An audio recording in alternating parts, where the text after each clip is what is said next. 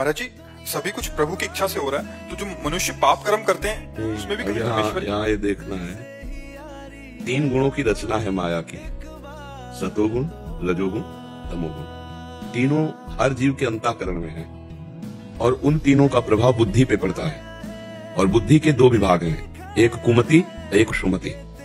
जो सुमति विभाग है वो शास्त्र सम्मत आचरण करता है और जो कुमति विभाग है वो पापाचरण करता है। कुमति विभाग के लिए नरक, रोग, दंड।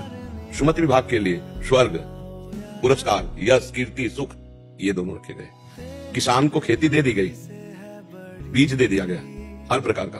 अब पसंद क्या है, जो बोएगा वही उसे मिलेगा। अगर वो बबूल बोता है तो कलमी आम या दाग छुआरा नहीं खाएगा, कांटा ही उसको मिलेंगे। ये स्वतंत्रता दी गई है तुम्हें मनुष्य योनि में। अन्य योनियों को स्वतंत्रता नहीं, वो भोग योनियां है।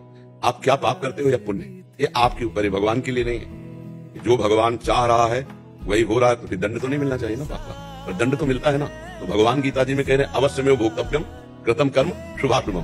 दो प्रकार के कर्म होते हैं, एक शुभ कर्म, एक अशुभ। अशुभ माने पाप कर्म, शुभ माने पुण्य कर्म। तुम्हें दोनों भोगने पड़ेंगे। आप कह रहे, स्वयं भगवान कह रहे, अवश्य मेव भोक्तव्यम कृतम कर्म शुभाशुभम। जो तुम पाप करोगे तुम्हें भोगने पड़ेगा, पुण्य करोगे तुम्हें भोगना पड़ेगा। तुम्हें मनुष्य जन्म दे दिया और स्वतंत्रता दे दी कि तुम चाहो तो पाप कर लो और तुम चाहो पुण्य कर लो और तुम चाहो भजन करके भगवत प्राप्ति कर लो, जो पाप पुण्य दोनों से अलग है।